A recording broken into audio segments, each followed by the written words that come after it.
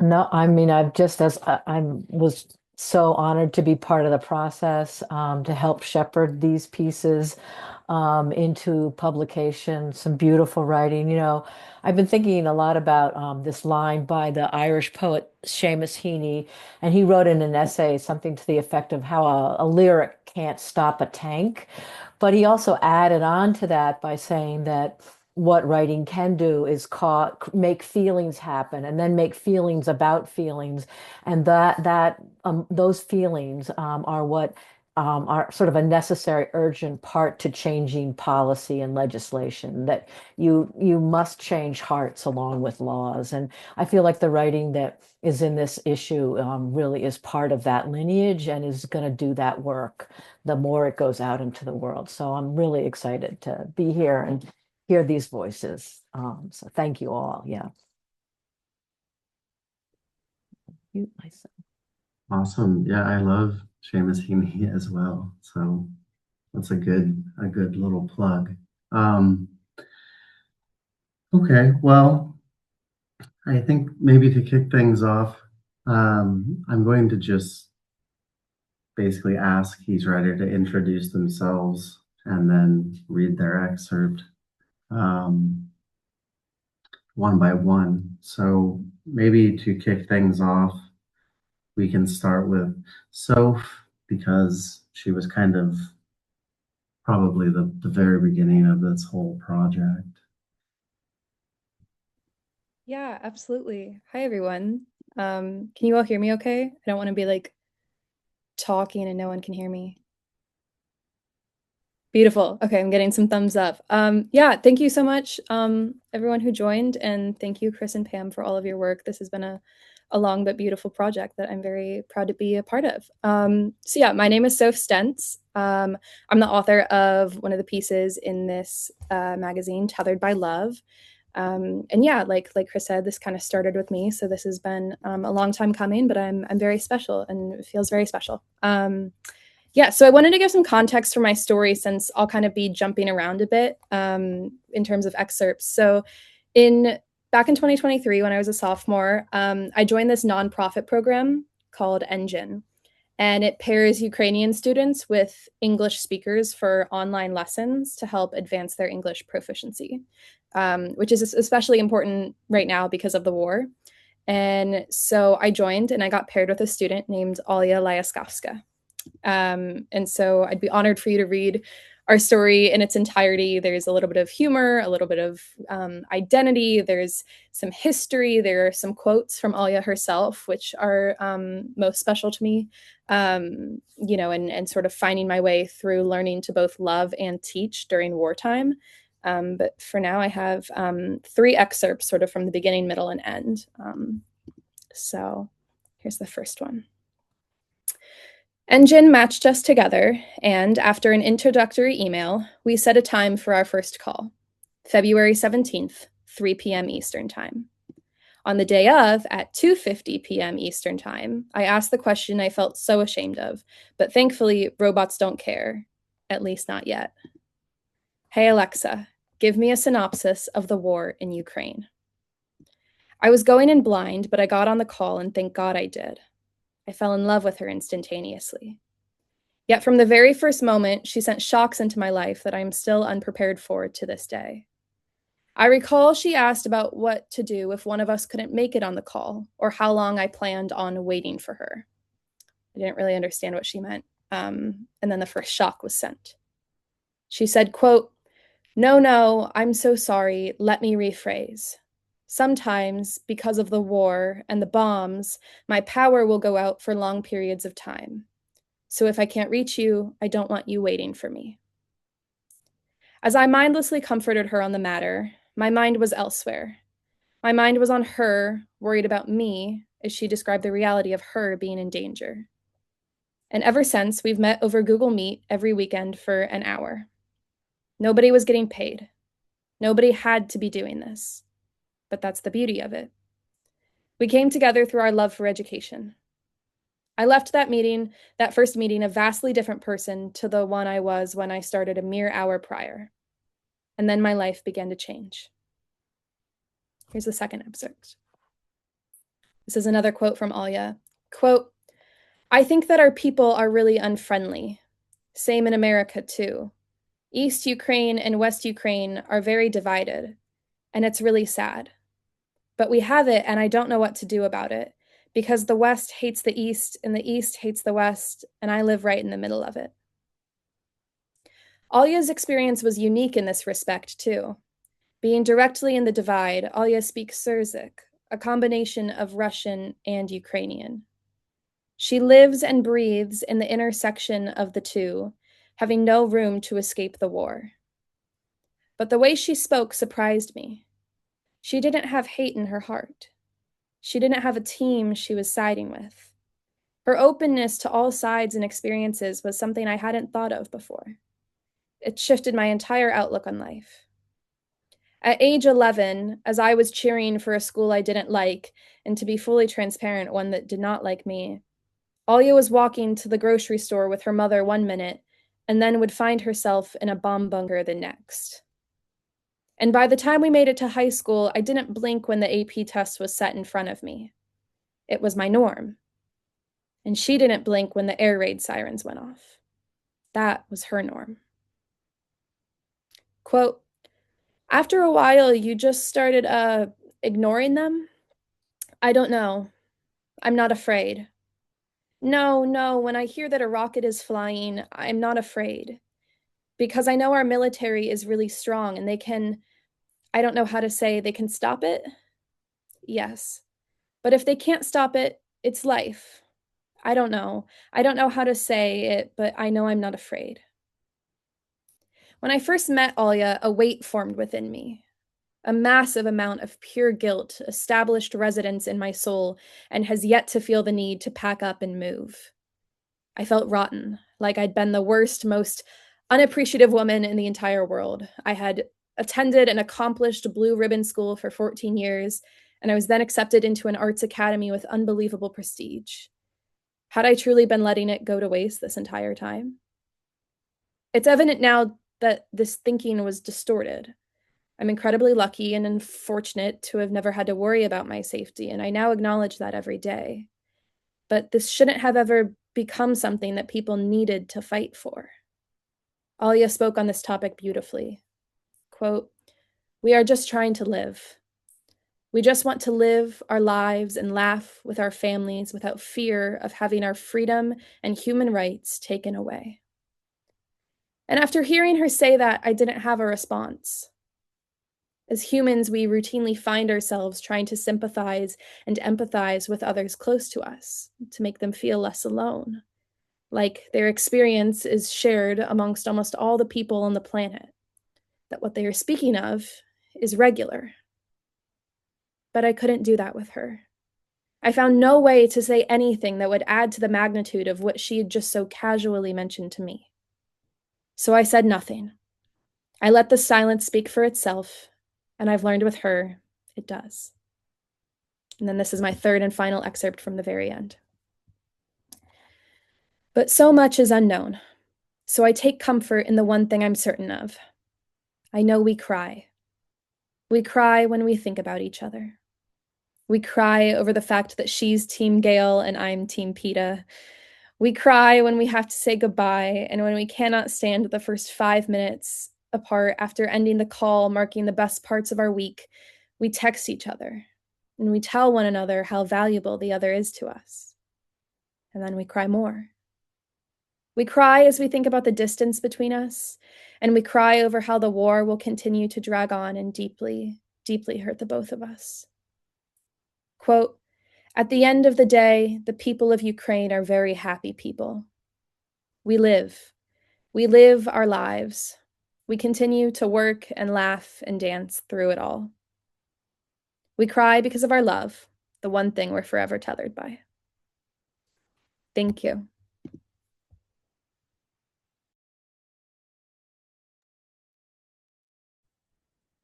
Thank you, Soph. That was amazing. It's always, different hearing a piece read out loud, of course, than just read on a page. And it's cool to close the loop on that piece finally after like 1.5, 2 years. Um, I think maybe next, uh, Caitlin might be good to follow up. So if Caitlin's okay with that. Yes. Can everybody hear me all right? Beautiful. Okay. So, hello, my name is Caitlin Shresky, and I wrote the piece, Do You Hear the Cry of the Children? This is a title after the poem, The Cry of the Children, which you may be familiar with. But my piece is a very good follow-up, I would say, to Soph's in that it is almost entirely based on the differences between empathy and sympathy. So I'm going to read the first two sections of it, and I hope you go back and read the rest of it. I'm quite proud of it. But yeah, so I'm going to do that quick. So, do you hear the cry of the children? The fundamental weakness of Western civilization is empathy, the empathy exploit. They're exploiting a bug in the Western civilization, which is the empathy response. We've got civilizational suicidal empathy going on. Elon Musk. In Turkey, 20 years ago, 1,500 sheep walked off of a 15-meter cliff one by one. Oh my gosh, my page is flicked. Okay. Led by their strong herding instinct, the first 400 sheep died on impact. The subsequent 1,100 sheep found their bodies cushioned by the corpses of their fallen herd. Empathy, to sit in someone else's seat, to walk in someone else's shoes, to view a perspective not your own and note the hardship suffered, the response provided, relies on feeling, relies on vulnerability. Empathy is action. Empathy enacts change. Empathy is a wild animal, jaws wrapped around your throat. Empathy is holding the bite close, allowing the despair to gnaw on your jugular, trusting it enough to know when to stop. Sometimes it eases up, and you're left with a deep impression, a bruise. Sometimes it tests your patience, clamps down just a sliver too tight, knocks you short of breath, and keeps you in a liminal space between the darkening spots in your vision. Or, if you're lucky, it punctures your throat, licks up the blood and tears pouring down your neck. It scars, and you can never forget what you've done. How stupid must you be to put the teeth to your throat, knowing what it could do, the power you hand over, the weakness you welcome? How can you not look away? How can you look away? Empathy, like all else, is easily manipulated, increasingly flawed. In 2023, Meta was sued by 33 states under the claim that the company, quote, designed psychologically manipulative product features to induce young users compulsive and extended use. Its motive is profit, end quote. In 2024, a federal judge denied Meta's request to dismiss the case, and as of September 2025, the case against Meta has yet to be resolved. Do you think the first 400 sheep were afraid? Do you think the last 1,100 sheep thought they landed amongst the clouds? This is the second section. Quote, I can't stand the word empathy, actually. I think empathy is a made-up new age term that it does a lot of damage, but it is very effective when it comes to politics. Sympathy, I prefer more than empathy. That's a separate topic for another time. That was Charlie Kirk, October 12th, 2022. Sympathy, defined by the Oxford English Dictionary, is, quote, feelings of pity and sorrow for someone else's misfortune. Sympathy, like all else, is easily offered, increasingly empty. When I first started writing this piece, I sat taunted by the blinking line and empty page for hours. 4 days later, Harper Moisky, 10, and Fletcher Merkel, 8, were shot and killed, and another 21 people, 18 of whom are children, were injured in a shooting at a Minnesota Catholic school. Another week passed, and 31-year-old right-wing political commentator and founding of Turning Point USA, Charlie Kirk, was shot and killed on a Utah college campus. The same day, a school shooting in Denver wounded 3 students, including the shooter. The term death spiral was first coined in 1944 by Theodore C. Schneerle, though this was not the first time it was recorded. A colony of army ants, communicating through pheromone trails and literal blind trust, sought food and shelter and shared their findings via smell. Occasionally, due to weather or human interference, the scent trail is lost, and the ants following the trail resort to following the scent of the nearest ant in front of them. This results in the colony walking in a constant circle until they have all died of starvation or exhaustion. In Nepal, Gen Z protests their corrupt government responsible for the deaths of at least 22 people. On Instagram, I watch videos of former Prime Minister Jalanth Kanal's house ablaze, the captions asking if it's finally over. Supplied by the United States government, Israel bombs Palestine, Lebanon, Gaza, Qatar, Tunisia, and Syria in 24 hours. Then twice drone strikes the flotilla delivering aid to Gaza, where famine runs so deep the chance of physical recovery for the surviving men, women, and children lessens by the minute. My little sister starts her first year of high school. Across the country, I drink iced coffee from Dunkin' Donuts, watch music videos by Phineas and Rabel. I take my 100 milligrams of sertraline, and I walk to campus. The day begins as it always has, in performance. In many ways, I am angry, but I'm mostly just tired. The feeling rots my bones, liquefies my muscle, evaporates my will. Acid homogenizes with blood, and I am boiled alive. But this is not the world I was promised. It cannot be. That's my first half of my piece.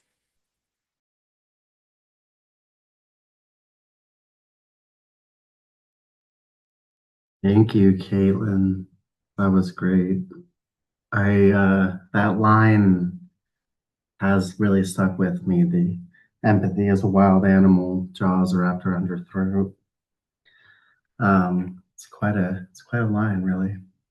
Thank you very much. I think we have three other contributors here with us, and I think it would make most sense for Tala to go next. Before you read Tala, I just want to say that receiving your piece and working on it with you was one of the best parts of doing this entire project, to be honest. Not to diminish anything that anyone else did, because everything was great, but it was just like a personal peak for me for this specific project. Anyways, you're welcome to go ahead. Thank you so much for these kind words. To be honest, it's so heartbreaking for me to go into this hard topic, especially that today there was like a bombing and there was like maybe I'm not sure about the numbers because I'm trying not to be obsessed about the news and trying to just a little bit protect my like the sanity left in me. But yeah, I will take it as like an advantage and I will take it as an opportunity to maybe raise awareness. I don't know. Uh, it is what it is. Thank you so much again, and yeah, I will start reading my writing, and I hope like you will find it interesting, moving. You will find insight, anything. Okay.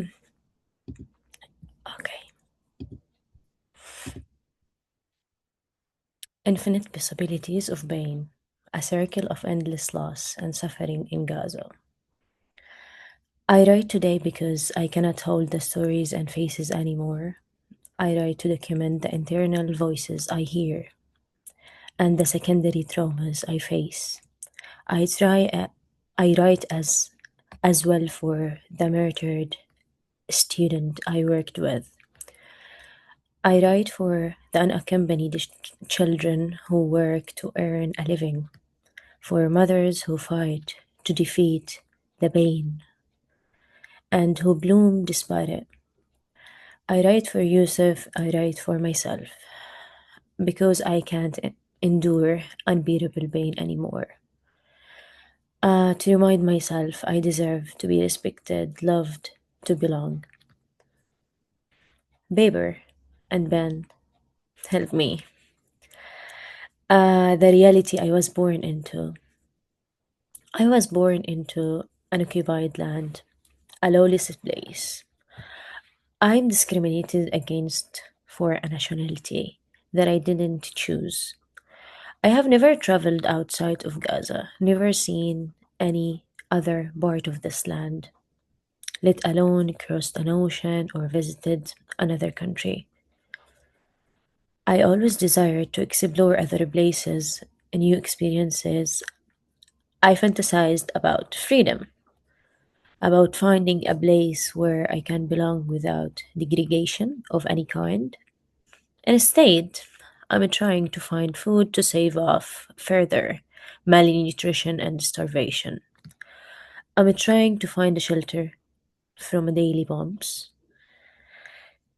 Before the genocide, I was a senior studying law and I was involved in volunteer work, especially in law in a humanitarian institution, with the aim of raising awareness about the international human rights and democracy.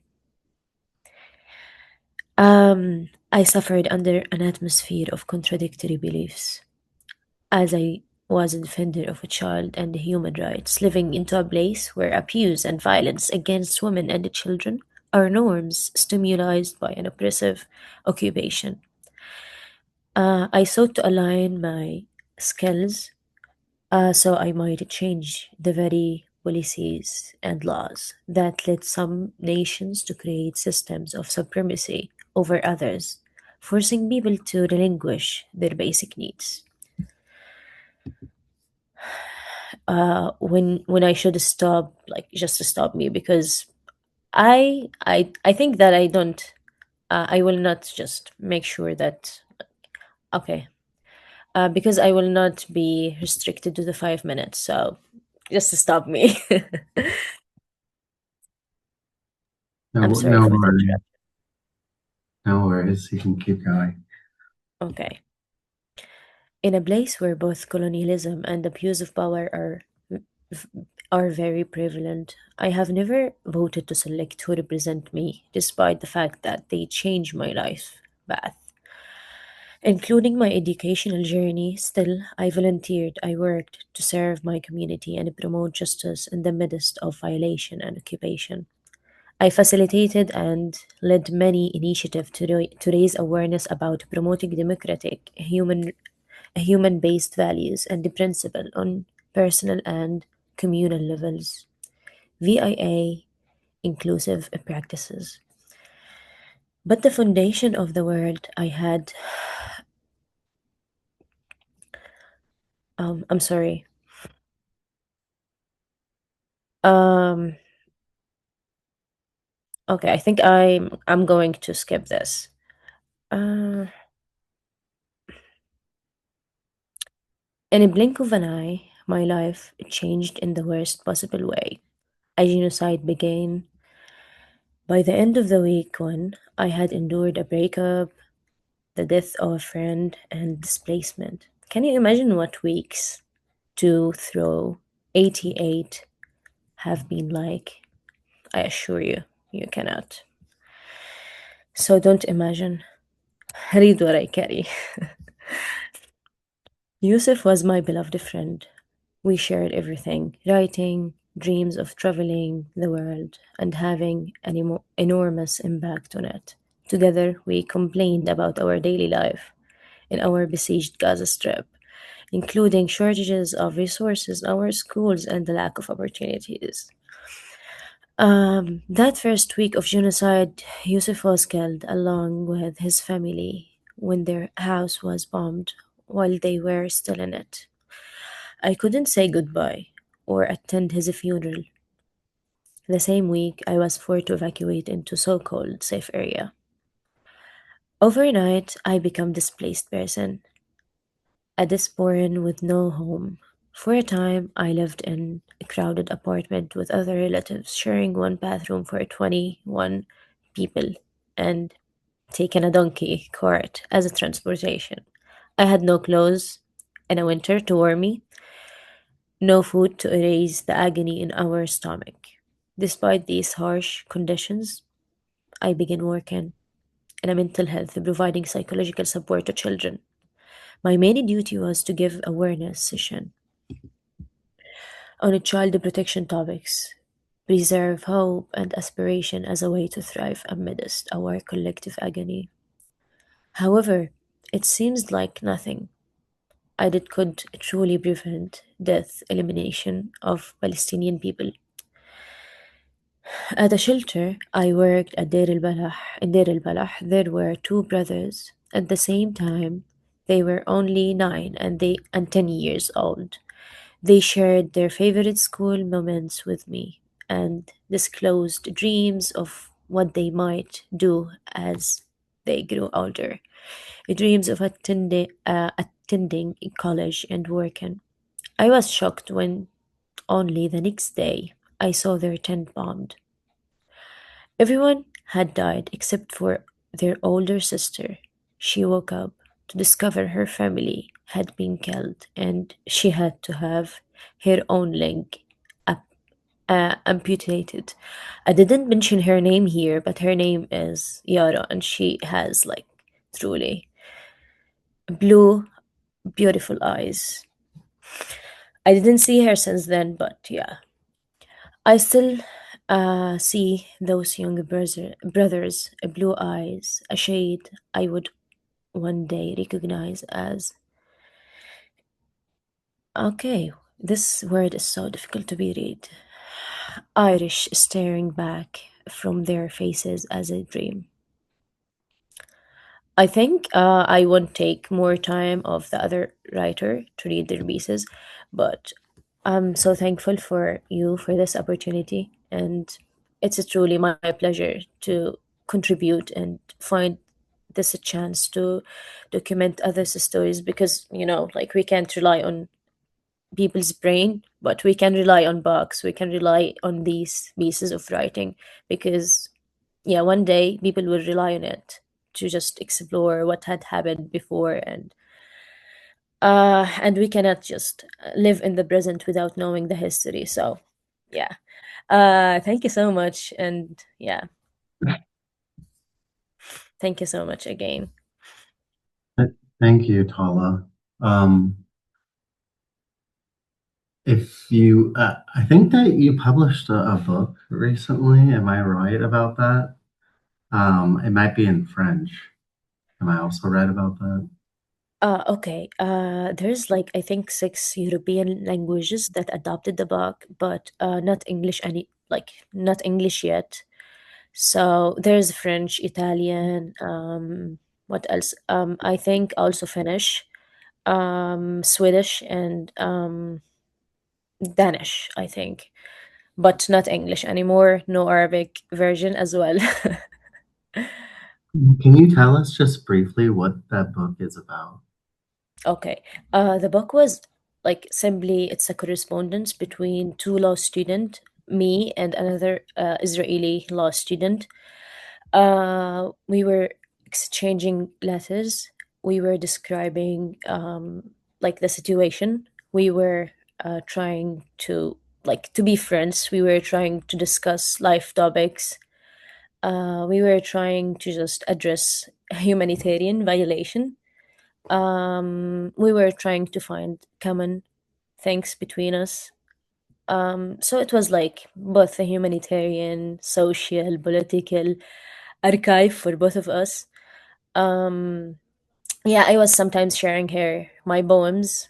She was trying to share me her like moments of grieving on her like a beloved people who were like, for example, hostage or killed. And yeah, this is simply what the book was about. Thank you. Thanks for that description. I just wanted to get that in there for you. a little Yeah, plug. if you want, I can maybe put like a link or something in the comment. Yeah, right. Yeah, I think Matthew Yeah, well, put it it's my put it pleasure. in Thank you there. so much. Yeah, of course. So we also have the both of so the publication is separated into a few acts. Um, I just kind of noticed when I was editing that uh, the essays almost went together in pairs, and it just worked out that they kind of fit into these acts. And we happen to have with us the two people that fill up the last act, um, the final act. We have Ozzy and Kiff. Um, so I think maybe it would be appropriate to just go in that order. Ozzy and then Kiff as the end of the publication. You can take it away. Alrighty. Hi, my name is Oswald Wagenseal, or also I go by Ozzy. Um, these over a few months last year, I had the opportunity to sit down and interview Fred Marchant, one of the contributing editors here at Consequence. Fred Marchant is a very lovely man. He's renowned for his lovely uh, poetic style and also for being a veteran of the Vietnam War, also one of the first conscientious objectors of the Vietnam War. Um, Over these few months, Fred and I had about three sessions where we talked, asked him a few questions, and my article is a sort of transcription of a few highlights from our discussions. All right, I'm going to preface it. I'm going to clarify who's speaking where and such. Um, all right, Ozzy. In 1968, you graduated from Brown and then joined the Officers Candidate Program. What was it like to write during this period of your life? And what was it like teaching on the Okinawa Brig from 1968 to 1970? Fred. Let me clarify a little here. I had orders to go to Vietnam. A very crusty master sergeant looked at me and said, "Lieutenant, I'm not going to give you a free vacation in Vietnam." So boom, you're going to Camp Hansen in northern Okinawa. I joined that unit. A month or so goes on, and I get called from headquarters in Okinawa. Turns out I was the more senior second lieutenant. I was invited to be the deputy provost marshal, the deputy chief of police. It's a ridiculously high job for someone my rank, but it was because people were dying so quickly. Months later, by the time I was in the Corps for a little over a year, the whole process of applying as a conscientious objector became a writing project. I wrote over 90 pages in response to the questions about my sincerity and conscientious objection. I also began teaching that year. My first teaching assignment was suggested by the base chaplain. He said, "Why don't you do something good?" I went to the brig and did a basic writing course about anything, poetry, prose, anything. I asked those eligible for the courses what they were interested in. They were most interested in the religions of the war. There were a lot of Black Marines interested in Muslim thought. There was also Buddhism. And I went through encyclopedias, studying as much as I could. That's how I started teaching. Ozzy. Here's a passage from The Return, the first poem in your collection, Full Moon Boat. The passage references your uncle, also veteran. Quote, "The creases of deep, dried out arroyos reminded me of the pack that belonged to the soldier who hung over my childhood sleep and taught me, before I ever understood, a word like putty, how good it would feel to take a helmet off, set the weapon down." End quote. In September of 1970, you were honorably discharged as a conscientious objector. Was it more courageous in the moment to take up the weapon or to put it down? Fred. At the moment, I think it was putting it down. But how do you measure courage? For me, it meant, among other things, that I had a new relationship with everything in my family. The image over my childhood bed was my grandfather. What it came to mean to me as an adult was a sense that human beings weren't meant to kill each other. It was this poem that made me so clear about teaching veterans. that we were in this together. There was sorrow, and we had to put the weapon down. People put the weapon down in the air or after they get back home. But my own faith in human beings, tells me that violence and murder is rampant throughout human history. It isn't required. People say it's in our nature. Well, change your nature then. People are malleable. Uh, Going to another excerpt. Um, in 1994, through the William Joyner Institute, you were introduced to Nguyen Ba Chung, with whom you co-translated the works of Tran Dang Kwa. He also listed Seamus Heaney as an inspiration. What are the essential works of Tran Dang Kwa and Seamus Heaney? What's a fundamental lesson you have learned from Vietnamese and Irish poetry? Fred. Tran Dang Qua was one of 4 Vietnamese writers who came to the Joyner Center for 3 months. He spoke no English, so my friend Nguyen Va Chung helped set us up for translation. We worked on 2 poems and included both of them in Full Moon Boat. Soon enough, we became friends. Years later, when I was in Vietnam, I ran into an American woman in Hanoi named Lady Borden. She worked for the American Friends Service Committee. She contacted me in Va Chung, saying she made a discovery in the Ho Chi Minh Museum. It was a collection of works that Tran Dang Qua wrote as a child when he was 10 or 12. Chung and I, along with Tran Dang Qua and the museum, co-translated these pieces. In Vietnamese poetry and discourse, there is no tense. Tense is contextual. You understand the tense by what's being said. That's really part of the art. Showing you what's happening and learning to understand. I try to rip some of that into my own work. I find it thrilling how over the modern era the Vietnamese national identity has been shaped by its poetry. I find it enormously worthwhile. It's not about patriotism, it's about living. So, you ask about influence, and that's one of the deepest for me. When I visited Vietnam, it was like seeing writers working in Paris in the 1920s. Now, about Seamus Heaney. In 1982, when I went back to Suffolk while working from Harvard, I met Stratus excuse me, Javieris. Stratus had a bi-weekly gathering of writers. Occasionally, Seamus appeared there. He worked late, and when I left my office, we ran into each other.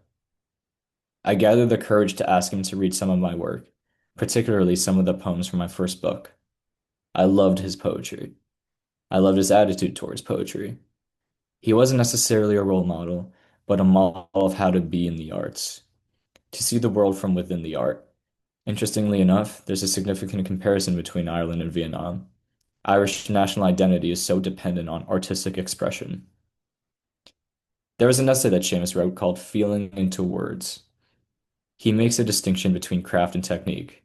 Technique is like practicing, but he said what really happens with the craft is that practicing sometimes is pulling a bucket from a well. It's an empty bucket every time, but then you lower it again and something talks, and you know you've broken the surface of the pool of yourself. And that's enormously helpful. And finally, one final excerpt that I'll read from Ozzy. What are some of the most impactful moments you've experienced while working with veterans? Were they through their poetry or their conflict experiences? Fred. One of the things that struck me with the Joyner Center people was their vicarious pleasure in talking about conscientious objection. Maybe some people thought it was bullshit and didn't want to pay attention, but most of the veterans I worked with thought it was fascinating. And some people compared the what ifs and such. But then there was this other side of the debate about having enough courage to do this. Well, yes and no. Courage is about trying to see things as they are and not as you'd wish them to be. We all struggle with that. What I remember so vividly is when I gave my first reading at the Joyner Center and I first met the director, Kevin Bowen. For some reason, I felt this obligation to say, Kevin, I'm sorry it took me so long to get these poems out into the world. He looked at me and said, you know, it takes us all 20 years. I felt really welcomed into our community of citizens. The idea of veteranhood can be very stiff. Kevin and Maxine Hong Kingston taught me about veteranhood. Sometimes everyone does not feel veteran enough. Who's the real veteran? Who suffered the most? What I found with my work with veterans, inevitably, was that they taught me as much as I taught them. They taught me, along with my wife Steffi, about the real nature of trauma. Judith Lewis Herman gave me some advice about how trauma exists. You know the Roman god Janus? Trauma has a Janus-like existence. One face says you must never talk about this. The other says you must talk about it. With trauma, Judith says you frequently oscillate between these two faces. That's what I witnessed time and time again with these veterans. I had to learn a lot, and I'm no expert. Thank you.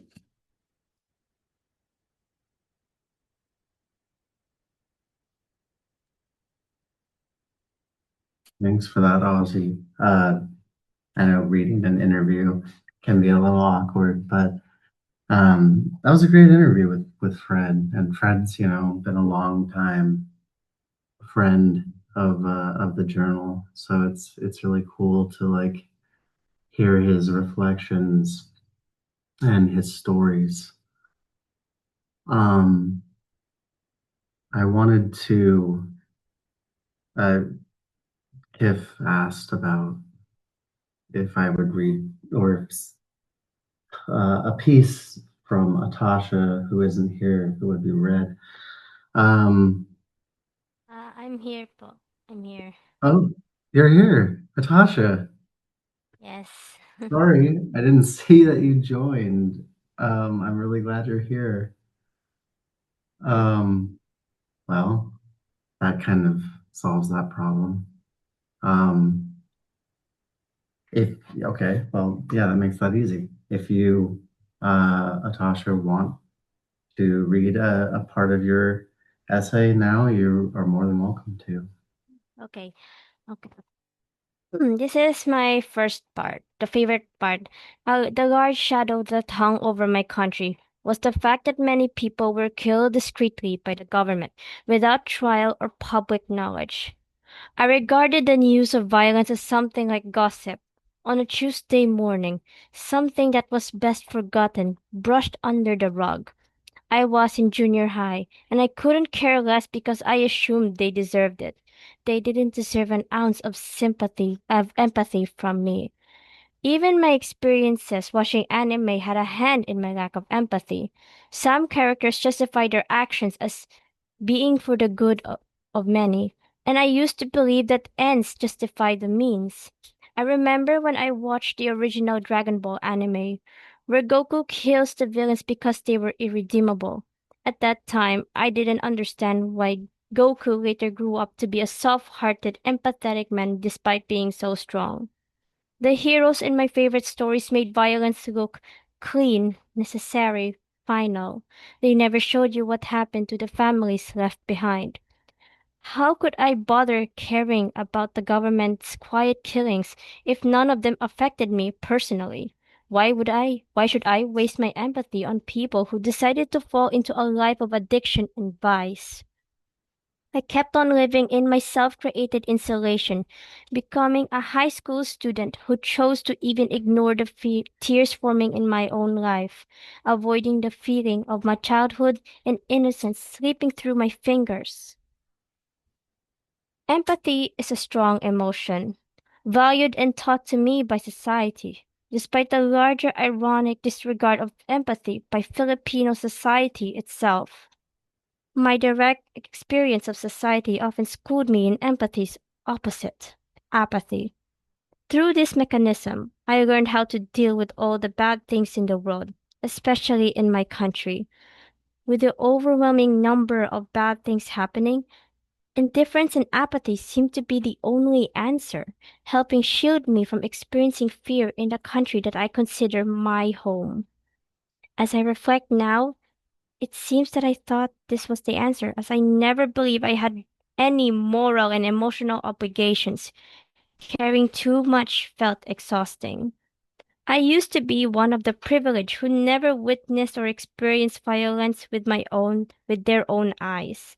My neighbors would sometimes mention these victims of government killings, much to my amusement. Indeed, I admit to having no qualms in hearing good gossip, even at the expense of others, displaying blaze apathy because I was not one of the victims. At that time, I was not aware of my condition, my autism, but I understood enough about the news through context. What I didn't understand, why some things should matter to me when I couldn't instinctively feel what others felt. Here is my second part, and this is the part where I cried. It's the part innocent collateral. Then came the murder of a 17-year-old boy. On his way home at night after studying, he had an exam the next day. As he walked home, police officers stopped him and took him to an isolated area for questioning. This ended with the boy being shot, pleading for his life because he needed to pass his exams. His death was just one of thousands during this so-called war. Other stories of teenagers and children being killed in the war on drugs began to surface. In one horrible case, a 3-year-old girl was killed by police, though the circumstances of the toddler's death are disputed. The family claimed authorities barged in while they were sleeping. Other sources said the girl's father was a drug dealer who had killed a police officer. A senator, a former police officer, defended the authorities, claiming that bad things happened and they didn't expect collateral damage. A pang of despair ran through me at the news, with these thoughts echoing in my mind. Collateral in the form of children in a war meant to protect them? If this war aims to protect our youth, why is it killing our youth? I know wars are bound to kill innocents, but why would we disregard their lives? Strangely enough, people agreed with the senator's claims that children are collateral damage in a war that couldn't be helped. People would often latch onto the justification for the little one's death because her father was associated with the wrong kind of people. I began questioning my apathetic resolve. I knew, though, that the worst kind of society is the kind that disregards children. This seemed to be, this seemed to me an obvious and universal rule. I had a soft spot for children since they never even had a clue that all of this was happening. Even the anime heroes I grew up watching protected children. Goku would never have called a child a collateral damage. The killings continued beyond the war on drugs. There was a shooting at the university in Manila during a graduation program, killing 3 people, including a breadwinner and a patriarch of a family who was a security guard of the university. The suspect's target was a corrupt mayor who attended her daughter's graduation. Again, people thought the security guard deserved it for interfering with the suspect's motives. Does it justify leaving the guard's family without a breadwinner to support it, or disregarding everything about the situation and brushing it off? But perhaps the most chilling was what happened to a mother and her son, a killing that showed how the war on drugs had normalized all police violence, not just drug-related killings. A policeman began yelling at them over a property dispute, or the problem of typical New Year explosives, an improvised explosive we call boga. The argument escalated into a shouting match. What was even more staggering was when the policeman's daughter joined, insisting that her father is a policeman and his word is law. The mother reportedly sang a line of a famous Korean pop song, after which the policeman shot both her and her son. The entire debacle was caught on video and posted online. This wasn't about drugs. This was about power. The war on drugs had created a culture where any police killing could be justified, where a policeman's daughter could invoke her father's authority as if it were divine right, where a song lyric could be a death sentence. People began calling for justice.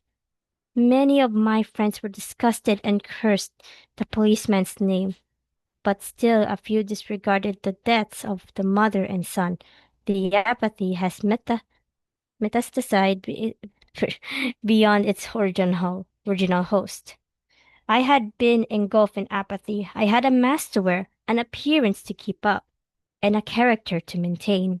I had coped using jokes about the root word of empathetic being pathetic. I asked myself if I should open up or just stay numb. There was no straightforward answer.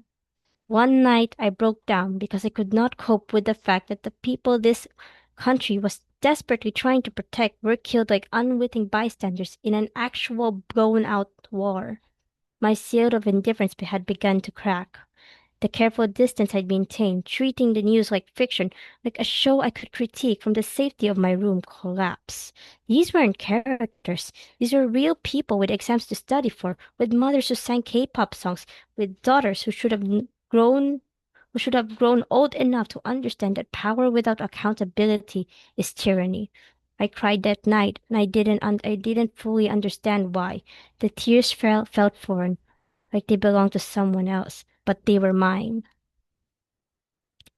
That's it.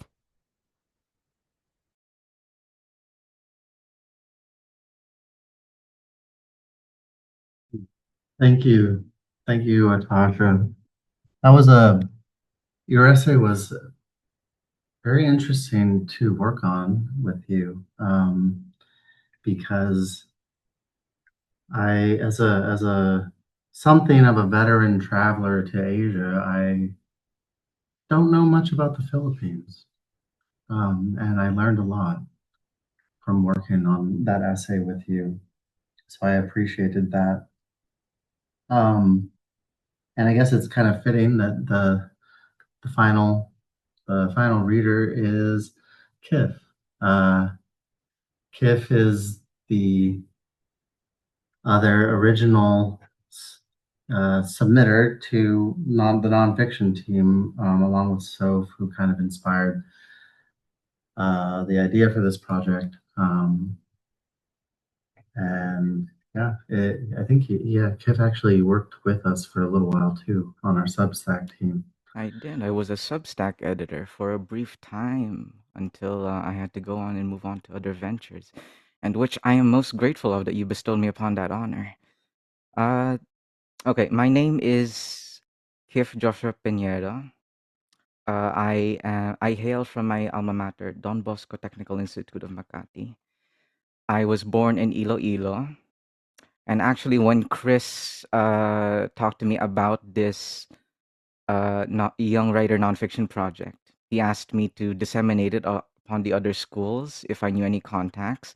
I'm pretty sure Atasha is from Central Philippine University. I'm pretty sure that was one of the schools that I disseminated to, like via like a Yes, student council. Yes, right. It was I'm on a from Facebook CPU. post. Well, that's very good.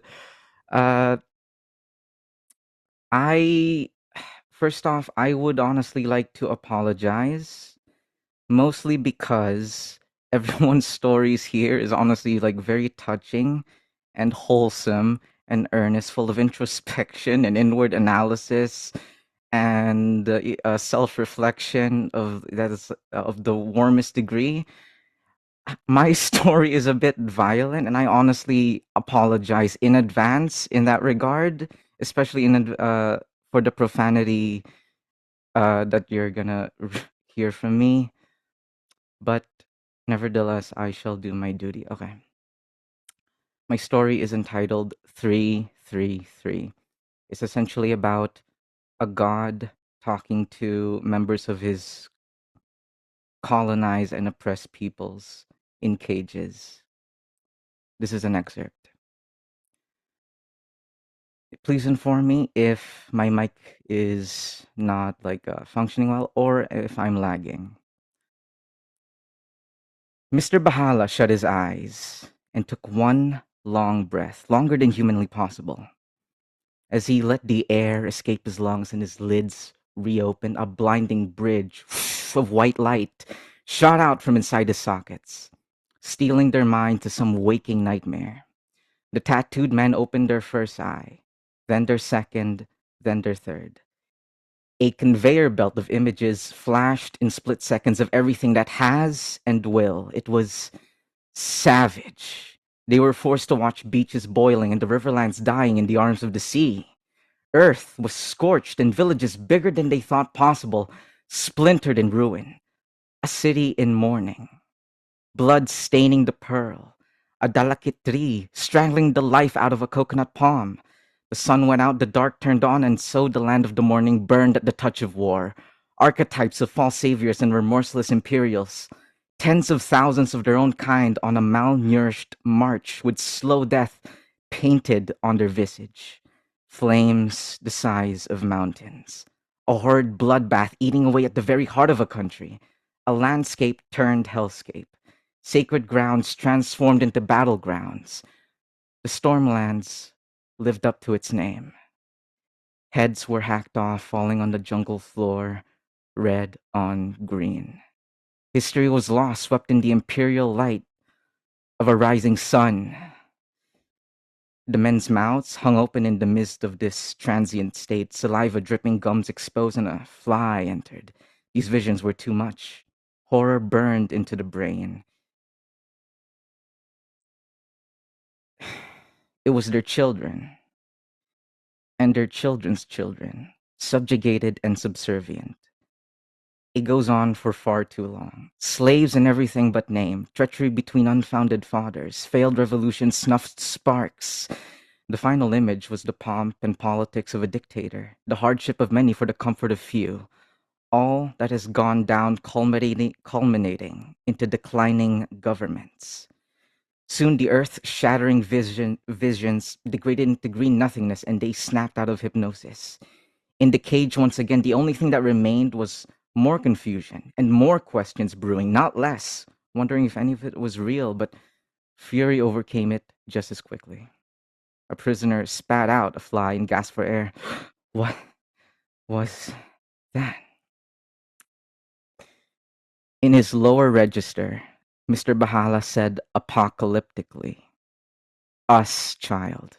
Your third eye has shown you 333 years of forced labor, religious bullshit, and heart disease.